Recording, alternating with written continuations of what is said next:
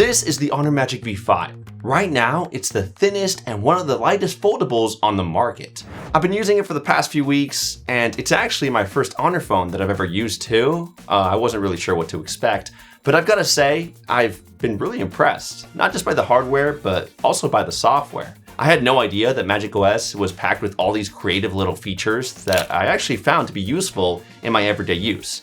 And when you combine that with its huge inner screen, this thing just really turns into a real powerhouse. Now, a quick note, this video is sponsored by Honor, but that just means that they sent me this phone to talk about, but that doesn't mean I have to lie about it. I'm gonna break down all the new stuff and give you my honest thoughts along the way. And by the end, you have a pretty good idea if this phone is a good fit for you or not. Let's start with all the things that really caught my attention. The first is obviously the design. I mean, just look at it. It's so thin that most people wouldn't even think that it's a foldable if I had it closed up. And even though it's razor thin, it still manages to pack a 5,820 milliamp hour battery, which is honestly one of the biggest batteries that I've ever used in a foldable yet. It's even bigger than the batteries found within the Oppo Find N5, Galaxy Z Fold 7, and even the new Pixel 10 Pro Fold. And yet, it's still thinner than all of them. It's pretty crazy. This version that I'm using is called the Dawn Gold model, which I honestly really like. And believe it or not, this is actually the thicker model. When it's closed, it's 9 millimeters thick and weighs 222 grams. To put that in perspective, that's just a tiny bit thicker than the iPhone 16 Pro Max, and surprisingly, even lighter too. And when you unfold it, it's only 4.2 millimeters thin, barely thicker than the USB-C port itself. Now, if you go for the ivory white version, it's even thinner and lighter at 8.8 millimeters and 217 grams. And this is because the material they use for the white model is thinner. Go figure. But even with this gold model that I have here, I was really happy with the weight. It's also really easy to carry, doesn't feel heavy at all, and it slips into my pocket without creating a giant bulge. And if you also look really closely, you can see the attention to detail, like the hinge has these triangular patterns. It has a brushed gold finish that shines in certain lighting, and even a subtle octagon outline around the camera module. It's just a really good looking phone in my opinion. Now for the screens, the outer one feels just like a normal phone. It's 6.43 inches, has a 120Hz LTPO OLED panel, and gets insanely bright, up to 5,000 nits. Honestly, it's one of the brightest panels that I've ever used, and it even supports Dolby Vision for better contrast and color and supported content. Then, if you open it up, boom, you get a 7.95-inch inner screen with basically the same specs. It's perfect for multitasking, gaming, or just watching videos, and the crease, it's there if you really look for it, but it's way less noticeable compared to something like the Galaxy Z Fold 7. What I also like is how Honor thought about eye comfort. The displays use super high frequency dimming to cut down on flicker, plus a smart dimming mode that mimics natural sunlight. There's even an AI feature that tweaks how content is shown to reduce eye strain, kind of like myopia control glasses. On top of that, you've got reduced blue light, sleep-friendly color tuning at night, and all those little touches that make it easier to use for long stretches. Very thoughtful, especially considering how much light that big inner screen is going to emit in your face when using it at night. And they also didn't cut corners on the durability either. The hinge is made out of this high strength shield grade steel that Honor calls super steel. Now, I've only been using this phone for a few weeks, so it's really hard to say how it'll hold up over time, but so far, folding and opening the phone has been just fine, and the steel does sound a lot more promising than aluminum, which a lot of other foldable phones actually use. As for the screens, the big inner one has a carbon fiber reinforcement, which Honor says makes it 15 times more scratch resistant than normal glass, and it's also coated with an anti-scratch film.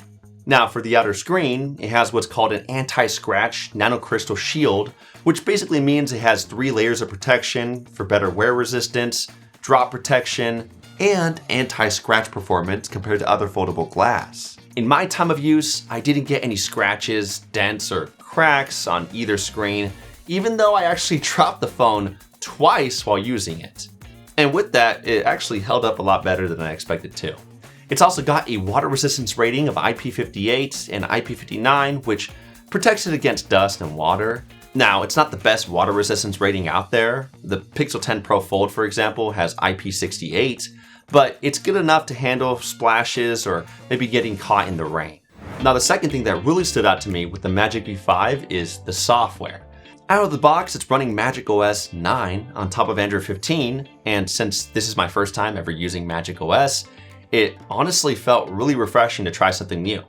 I actually found some genuinely unique and incredible features that I now wish every other Android had. One of my favorites is this thing called AI Magic Portal. It's basically a super smart way to share stuff between apps. Like, you can just long press a photo, drag it to the edge of the screen, and boom, a carousel of apps slides in so that you can share it wherever you want. Even cooler, you can literally draw a circle on the screen with your knuckle. Yeah, and macOS will give you suggestions based on what you highlighted.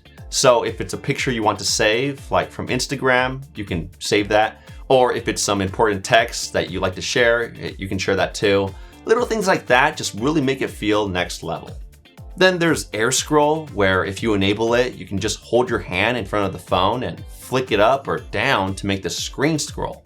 I'll be real, it feels more like a party trick than something I'd actually use every day, but it's still kind of fun to show off.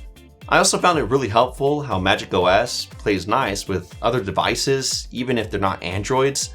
Like, it makes it super easy to share files outside of the Android bubble with iPhones, iPads, Macs, and even Windows PCs. The other device just needs to have Honor's app installed. Once that's done, you can share photos, even live ones, videos, documents, all that stuff in just a few seconds. Even cooler, you can actually hold the Magic V5 next to any iPhone and it'll instantly help you start the transfer process a lot more quickly since it'll automatically start up Apple's One Tap to Share feature. And if you're switching over from the iPhone, they even have a cloning feature too that lets you transfer almost everything. Photos, videos, contacts, and more. I know how much of a nightmare switching ecosystems can be because I've done that before, so this is a huge plus.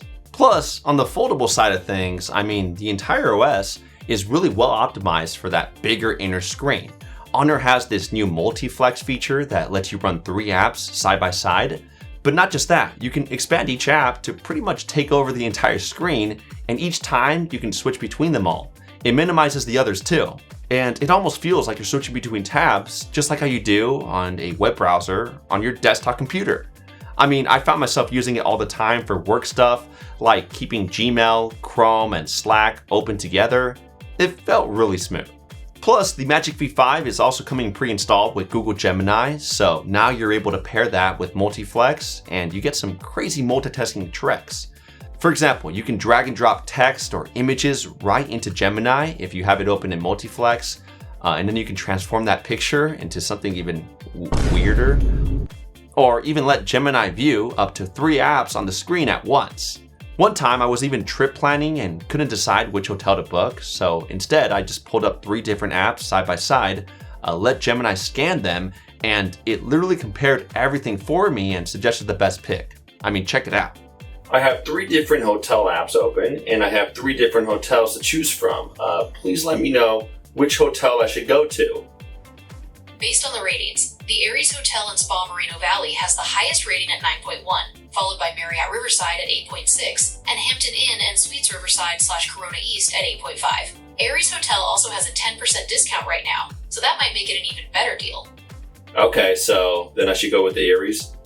It looks like the Aries Hotel in Spa Moreno Valley is a great choice. It has the highest rating of the 3, plus it's on sale. Did you want me to help you book a room? And apparently, Honor is planning an update that'll let you launch Gemini just by double tapping the back of the phone. That'll be pretty cool to have too.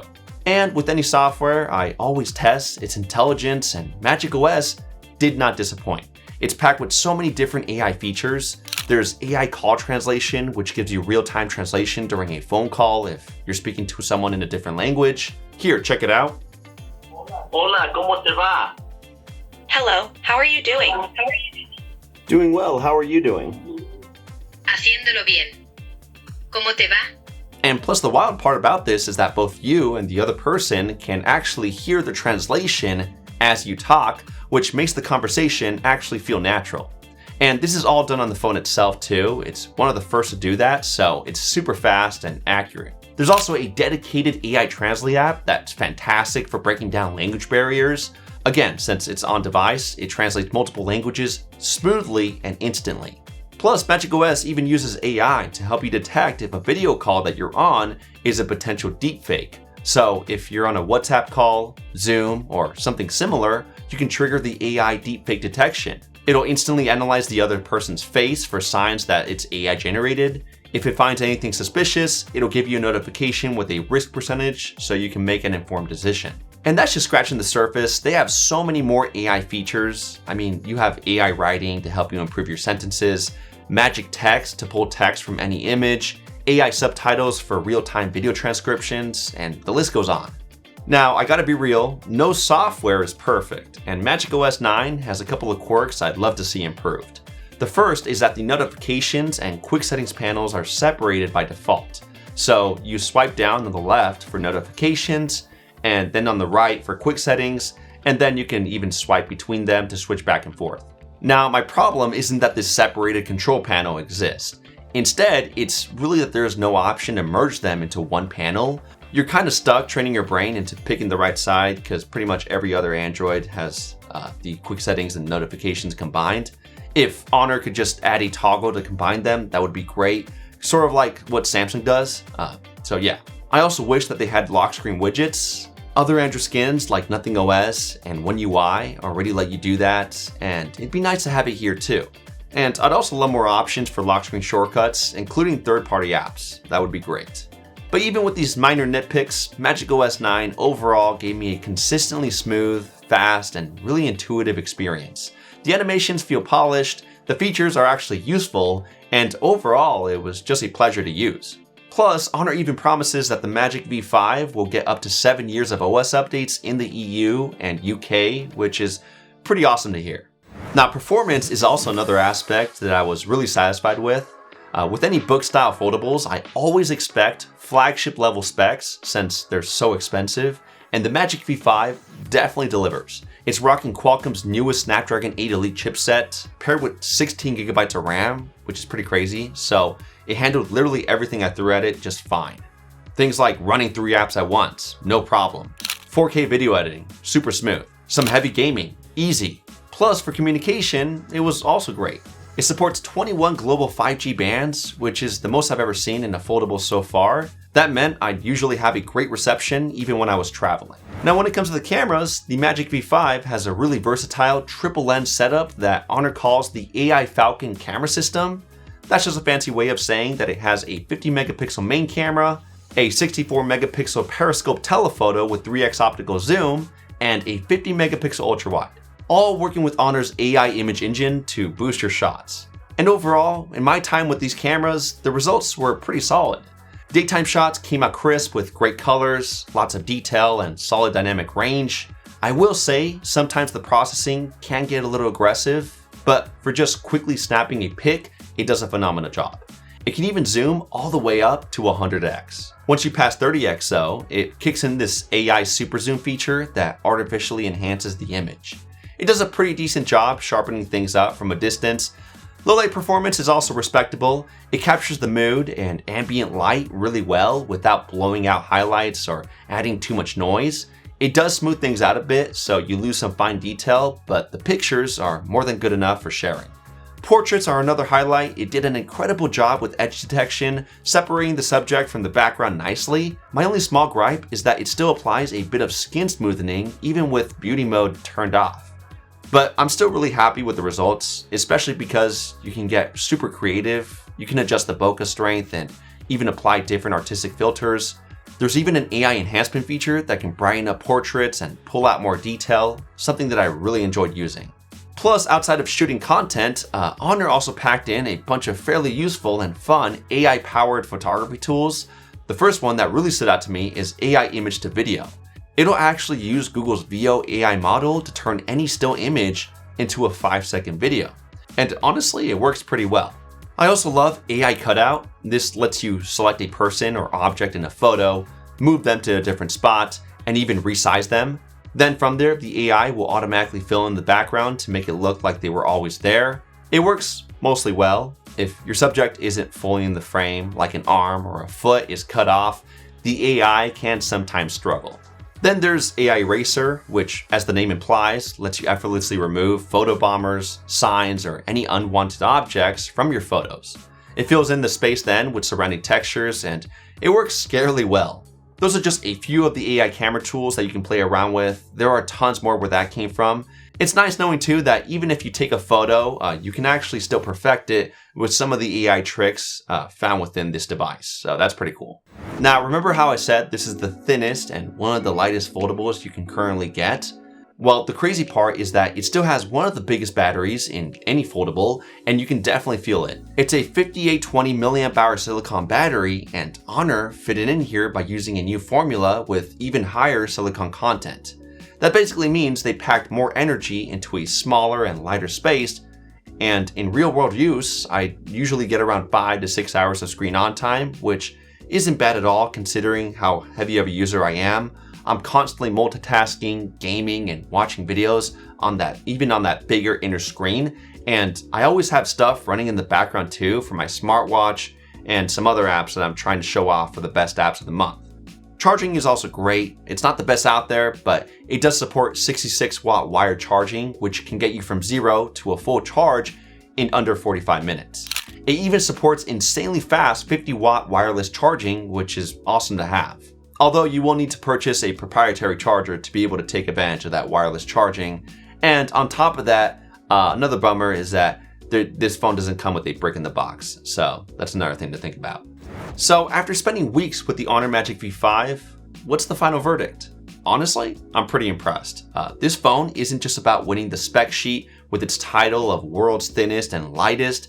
It actually backs it up with an experience that feels polished, powerful, and genuinely useful to use. Now, it does cost around 1,999 euros in the EU, which is definitely not cheap at all, so it's not the easiest recommendation that I can give.